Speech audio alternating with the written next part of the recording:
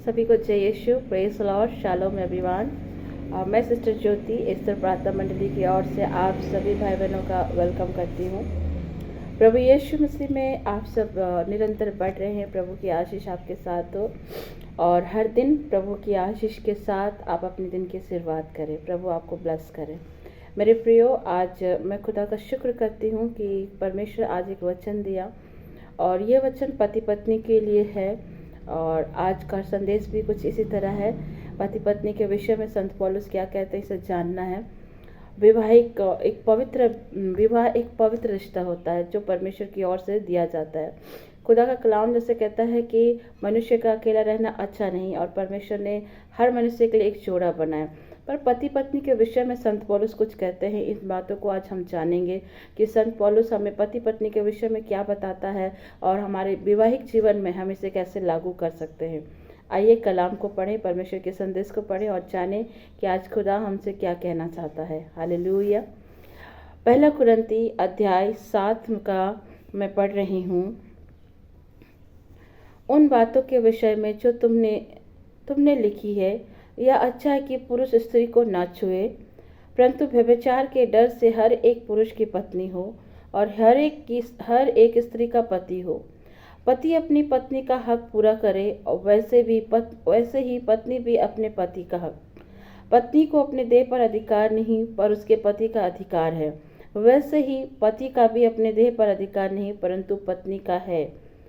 तुम एक दूसरे से अलग ना रहो, परंतु केवल कुछ समय तक आपस की सहमति से कि प्रार्थना के लिए अवकाश मिले और फिर एक साथ रहो। ऐसा ना हो कि तुम्हारा असंयम के कारण शैतान तुम्हें परखे। मेरे प्रियो, संत पौलुस क्या कहता है कि विवाह एक पवित्र रिश्ता है। जैसा मैं आपको बताती हूँ कि खुदा का कलाम क्या कहता है कि व्यभिचार में अभी जिस तरह का जनरेशन है, हम जानते हैं कि एक लड़का एक लड़की एक दूसरे के प्रति अट्रैक्शन हो जाता है और एक गंदी फीलिंग्स के द्वारा आप व्यभिचार करते हैं, पाप कर लेते हैं, फ़ोन के माध्यम से, मैसेजेस के माध्यम से, अंगों के माध्यम से। तो इस विषय में संत पौलुस कहते हैं कि कोई व्यभिचार में पड़े उससे अच्छा है कि आप लोग शादी कर लो, आप विवाह में चले जाओ। परमेश्वर कहता है, परमेश्वर का कलाम में संत पौलुस हमें समझाता है कि व्यभिचार जैसे पाप में पड़ने से अच्छा है कि आप शादी करें और शादी कर के परमेश्वर की इच्छा में आप ब्लेसिंग लें, प्रभु की आशीष को लें। मेरे प्रिय, पति पत्नी के विषय में संत पौलुस कहता है कि हर एक स्त्री और हर एक पुरुष एक दूसरे के अधीन हो। पत्नी को अपने पति के अधीन होना चाहिए और पतियों को भी पत्नी के अधीन होना चाहिए। ऐसा नहीं है कि जब आपने शादी कर ली व्यभिचार से बचने के लिए या बड़े गुनाह में जाने से पहले, गुनाह होने से अच्छा है कि आपने शादी करी, प्रभु की मर्जी में परिवार की राजामंदी से आपने विवाह किया।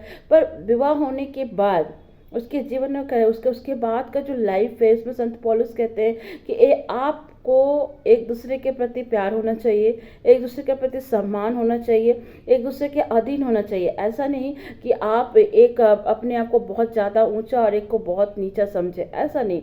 संत पौलुस कहते हैं एक दूसरे को सम्मान करना है, एक दूसरे को प्यार करना है। मैं बहुत सारे ऐसे घर में भी जाती हूँ, मेरे पास ऐसे लोग भी आते हैं जहाँ मैं देखती हूँ कि पत्नी को इतना नीचा गिराते हैं कि उसका कोई वैल्यू नहीं है। इतना ज़्यादा कभी कभी मैं देखती कि पत्नी इतना ज़्यादा टॉर्चर होती, कई एक जगह भाइयों के साथ भी यही घटना होता है।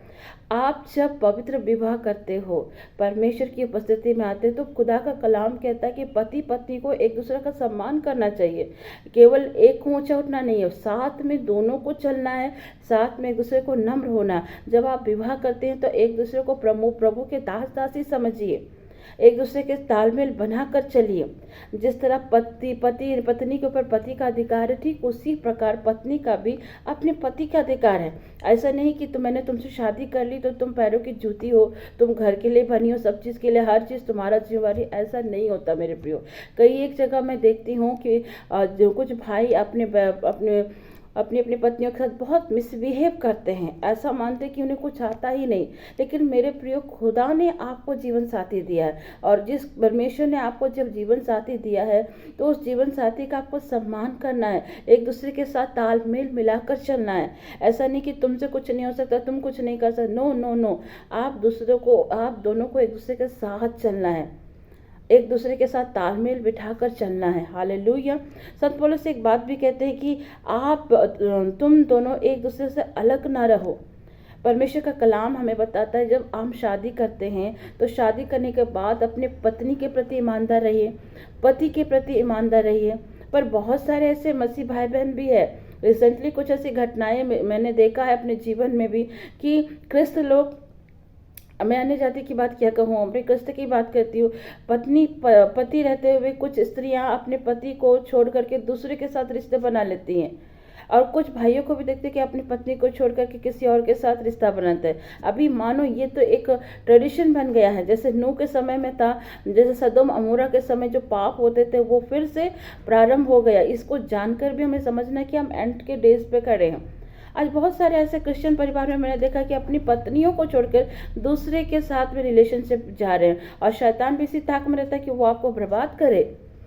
जब आप पवित्र विवाह करते हो अपने पति के प्रति, अपनी पत्नी के प्रति ईमानदार रहिए मेरे प्रियो।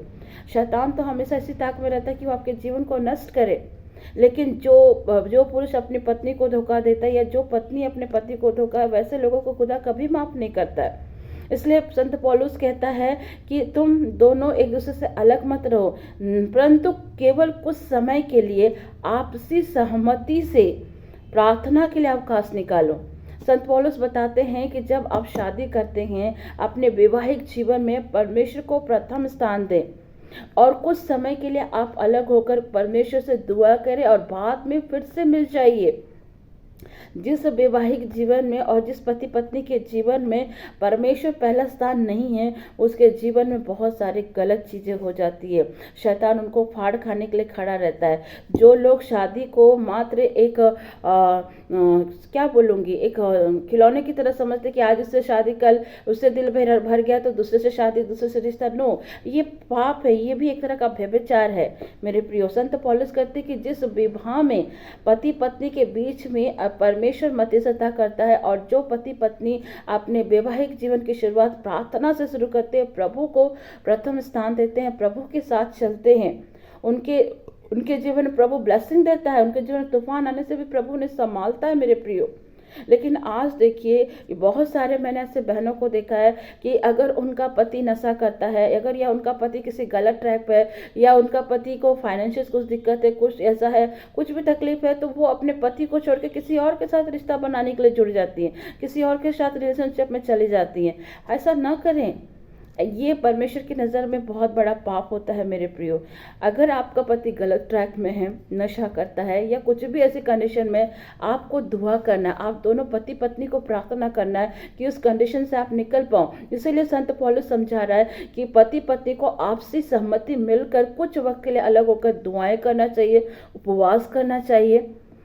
पर आज क्या है कि हम अपने परेशानी में अपने पत्नी को बिगड़ते हुए देखकर, अपने पति को बिगड़ते हुए देखते हुए हम दुआ करने की जगह हम किसी और के साथ रिश्ता बनाना प्रारंभ करते हैं, किसी और से प्यार ढूंढने की कोशिश करते हैं, किसी और के साथ हम व्यभिचार करने के लिए पीछे चले जाते हैं। इन चीज़ों से आपको कुछ नहीं मिलने वाला, इन चीज़ों से सिर्फ और सिर्फ आपको तकलीफ ही होगी, आपको परेशानी ही होगी।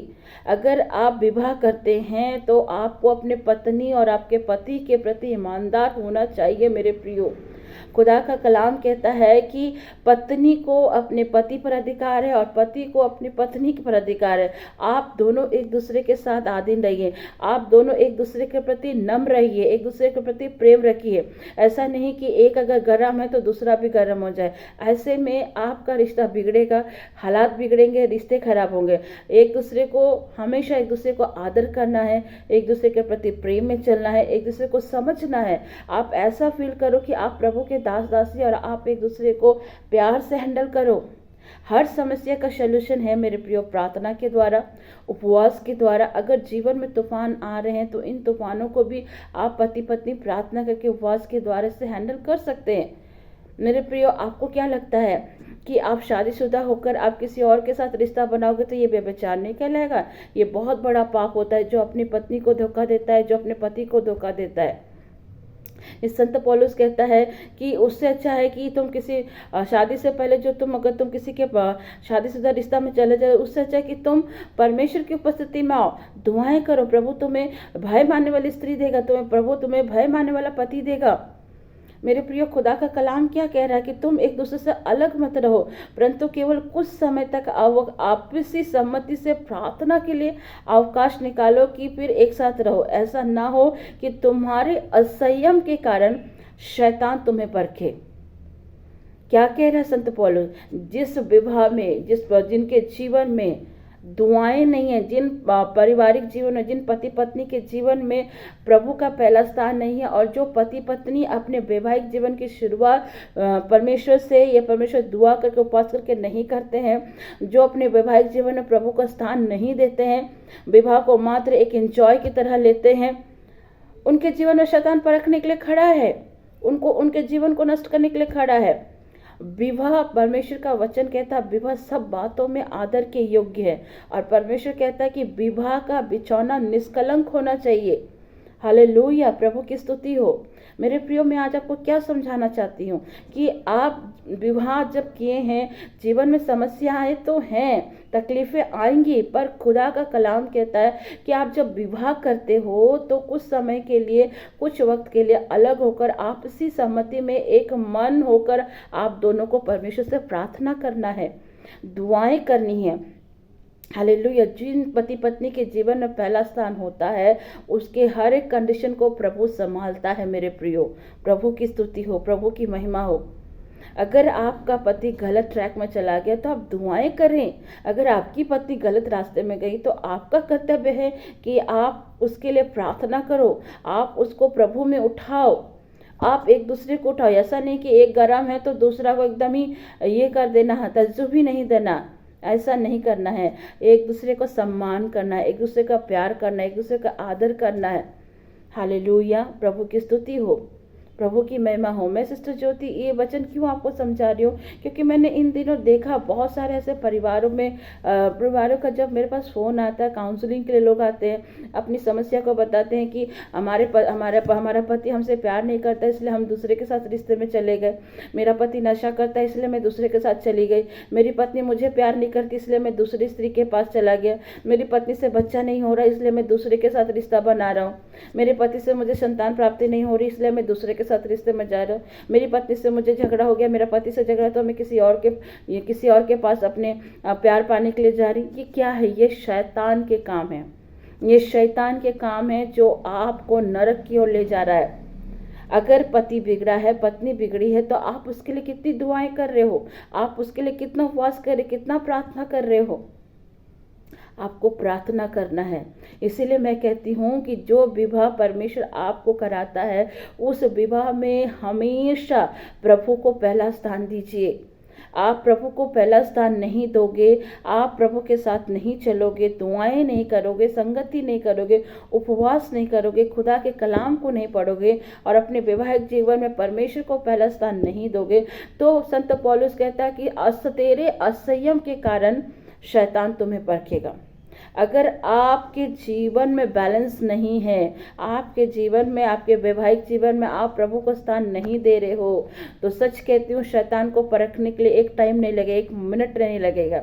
पर जिन घरों में, जिन दंपतियों में परमेश्वर को पहला स्थान दिया जाता है, उनको परमेश्वर ब्लेस करता है।